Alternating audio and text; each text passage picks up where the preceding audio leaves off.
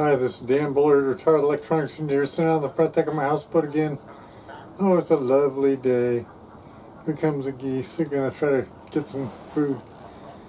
I want to tell you about some more of that complex number stuff.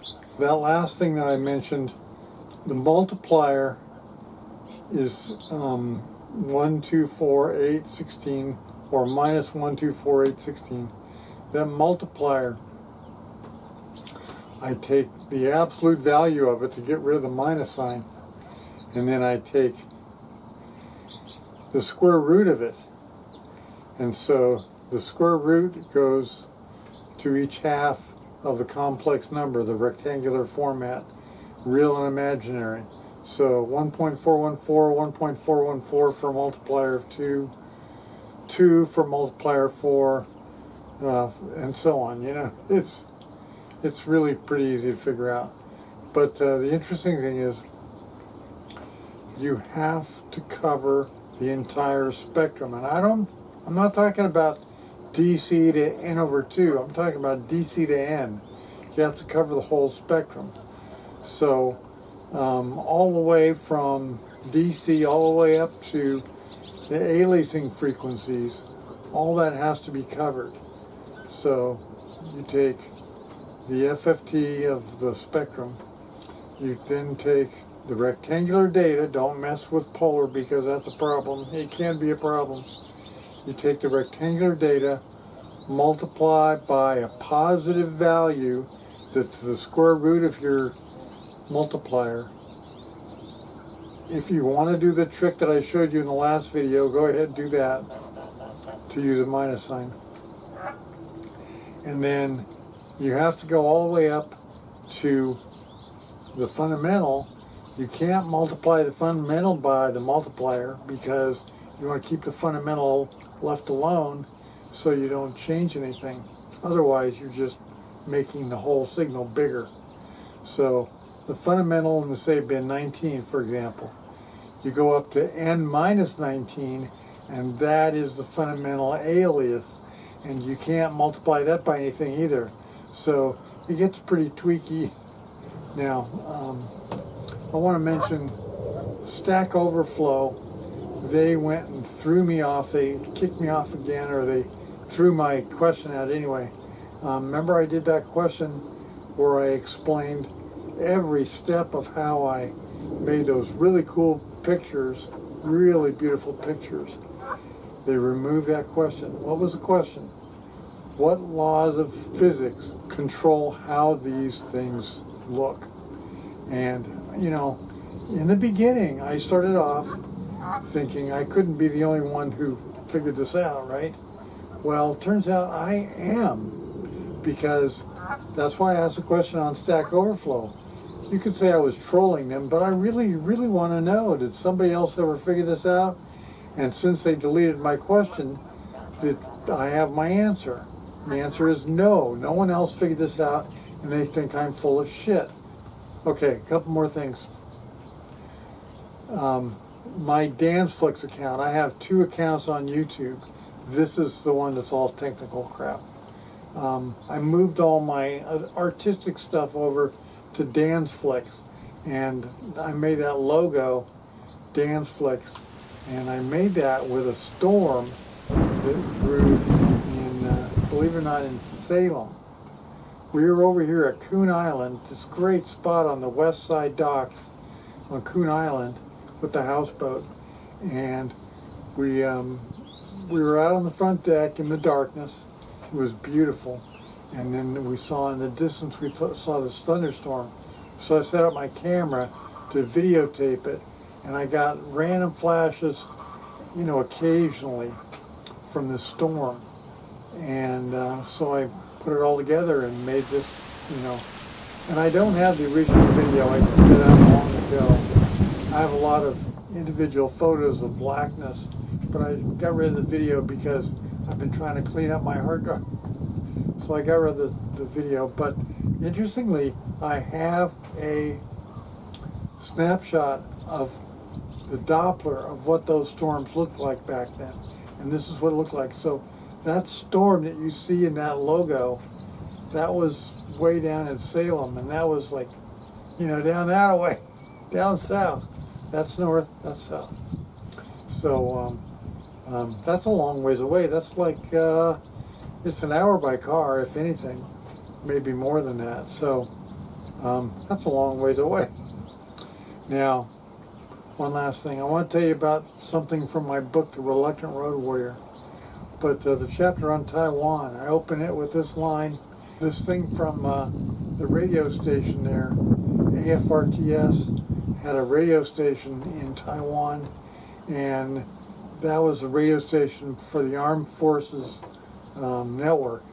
And so the civilians took it over, and so they used that for radio in Taiwan. And they did news and music and all kind of crap, interviews.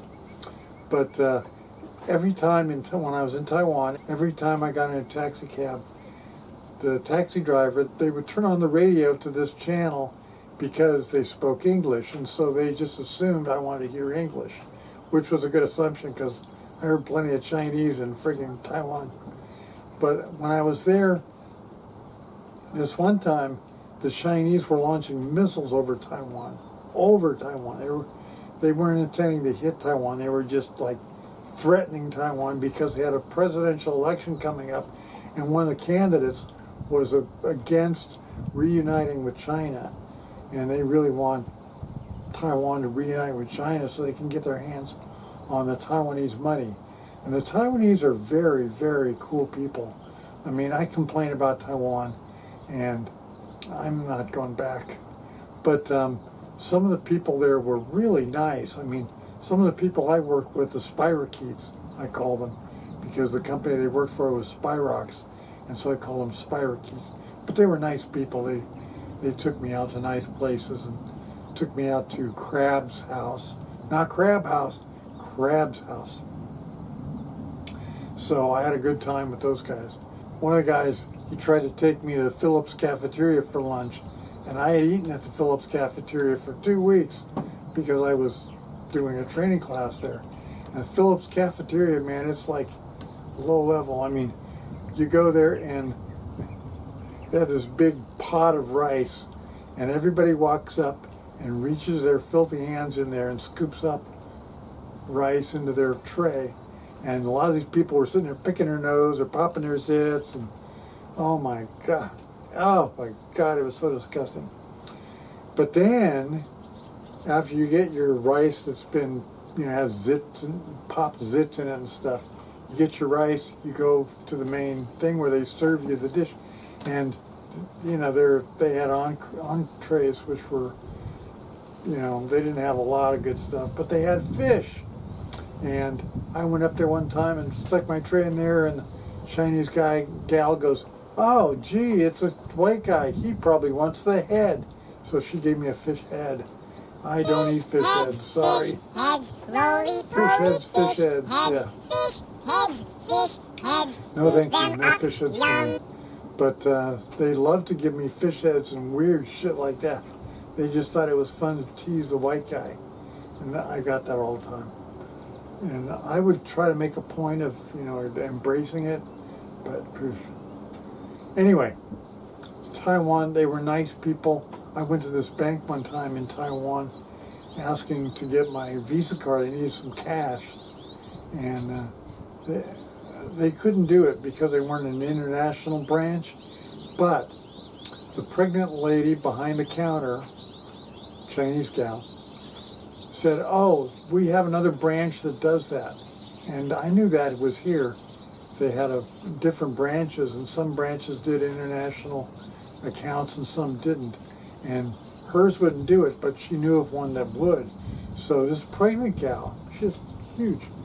She walked me out to the bus stop, out of the bank, out to the bus stop, and found a bus that was heading the right direction to the branch that did those kinds of things. Stopped the bus, told the driver where I was going and what I needed to do, and paid my fare and put me on the bus. And off I went, and I went to that branch, and the bus driver told me, "Get off here." And I went to that branch, and I got the money I needed. It was great. It was great. So the Taiwanese people are really great people. But this radio station, I got in this taxi cab, and the radio station guy turned on the dial to the radio station, and he says, "And now for our traffic report." Because they had Chinese missiles flying over us, and they were teasing. It was fun. It was hilarious. And, you know, they have a good sense of humor. The Taiwanese, they're pretty good people. I mean, they're incompetent, but, you know, who isn't, you know? Everybody I know, I mean, they're more competent than the people at Tektronix. Let me put it that way. The Taiwanese electrical engineers are more competent than the guys over at Tektronix. So that'll tell you something. And I've worked with a lot of competent people, brilliant people. But Taiwan wasn't high on my list, but they could do stuff. You know, they could do a test lab. They could do electronics. They could make wafers. They could make chips, but they would fuck up all the time. And then they wouldn't admit that they had fucked up. So that's a problem. Oh, I want to show you this. Here's a picture from way back when, before we were here, when this was an empty slip. This was the slip before we moved in. And if you spin it around 180 degrees, that's the view that way. And that's on Google Maps right now. You can go to Google Maps and look around, find me, and then do the street view. The street view is actually the river view. They had a boat going up and down the river, and they took all these, 360-degree pictures. And so you can see all this stuff down here. So you can take a trip down the river with this. It's really cool. You can see everything all the way to St. Helens. It's really cool. So it's a beautiful place. It really is a beautiful place. So anyway, so once again, from the river, this Dambler. See ya.